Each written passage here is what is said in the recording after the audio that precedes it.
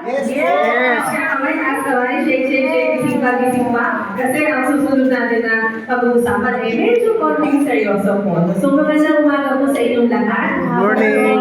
Good morning, mga. Ako very active din na lang sa akin. Dapat ko lang bigyan ng champion, no? Good morning. Sino easy po ako? Easy na lang po. Ang pag-uusapan natin ngayong umaga naman ay ating layunin ng gamutan para sa hika. Ano po ba ang layunin natin para sa gamutan sa hika? Ano sa palagay po ninyo? Iikot ako ha? Lalo yung mga kaibigan sa likod kanina pa. Kasi parang po muna, ano po ang pangalan ninyo? Ano po ang inyong layunin ng ating gamutan sa hika? Na pag-prevention hindi mahirapan sa taong may asthma. Hindi mahirapan. Pupunta ako sa likod yung mga ibang likod na tingin sa atin yung lapitan. Oh, si Daddy, nagsusulat siya. Hi, sir! Magandang umaga! Ano po ang pangalan natin? Saldi de la Cruz. Ano pong palayaw niyo? Habay. Saldi. Sir Sandy, ano po ang inyong layunin ng ating gamutan sa hika? Makontrol. Control. O, tama. Sorry, pupunta ako dito sa likod. May videographer tayo dito kanina pa eh. So, time to shine naman ni Sir. Hi, Sir. Ano po ang pangalan ninyo? Alex Blato Jr. Ano po ang palayaw? Alex po. O, Sir Alex, ano po ang sa palagay niyo? Dapat ikaw ang bibidyoan ko. Yan. Sir Alex, ano po sa tingin ninyo ang ating layunin sa gamutan sa hika? Naka-video ka, ha? Ang layunin po natin sa gamutan sa hika ay para hindi lumala yung ating hika. At makontrol po ito at mabigyan ng sapat na panlunas. Oh, parang kaka naman. Nakuha natin na sa video niya. Kaya nga po si Sir nag-video na. Thank you. So, ano nga ba ang ating mga layunin ng gamutan para sa hika? Ayan na. Ano yung bilog na yan? Ano ba sa palagay ninyo ang ibig sabihin ng bilog na yan?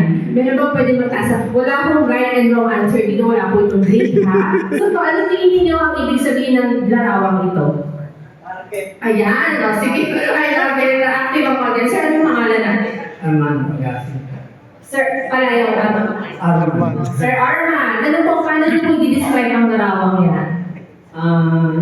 Para rin po yung ibig sabihin natin, emergency.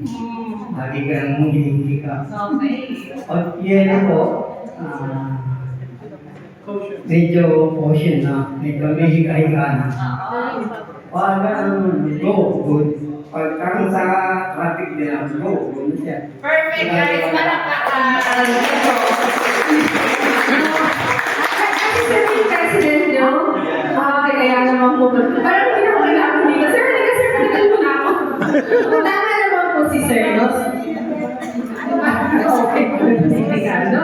So ito ay parang target o bullseye, no? Ang layunin natin, sige sir, yung green, no? Kontrolado ang ating hika. Kapag may dilaw na, medyo kailangan natin ng mga reliever na gamot dyan, ano? At yung red, yun yung parang danger zone na natin, okay? So ang goal natin, saan tayo? Anong kulay? Green. Sure ba kayong green yung nakikita nyo sa harapan? Oo, green. Yes. Next slide po. Okay. Ay, English. Okay, so, ano nga ba ang ating layunin sa sa gamutan sa asma? So, yung next slide na lang po natin.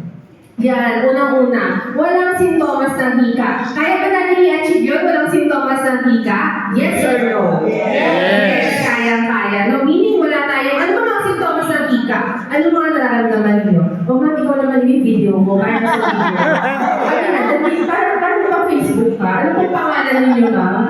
Aura. Ma'am, ano ba ang mga sintomas ng hika? Like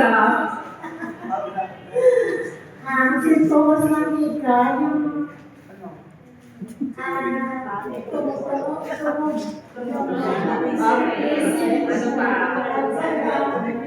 mahirap maghinga para malaki. Okay. So, tama. May madadagdag ko ba kayo? Wala kang sure ko yun. Sino ako naman nagdadala kayo? Wala mo pa. Sigrid po. Ma'am, Sigrid, anong sintomas ng Ano, yung bumabahin ako. bumabahin? Ma'am, kala mo hindi ka tatulog. Baby po. Ma'am Letty, anong sintomas ng hika? Ako, minsan yung uso. Pero ano, Sintomas ng naghihinga ako. hika. So, ang layunin natin as much as possible po, wala tayong sintomas ng hika. At yun ay kaya natin ma-achieve. Yes or no? Okay, next. Sir, ano pa mga goals natin? Walang limitasyon sa kayang gawin. Taas po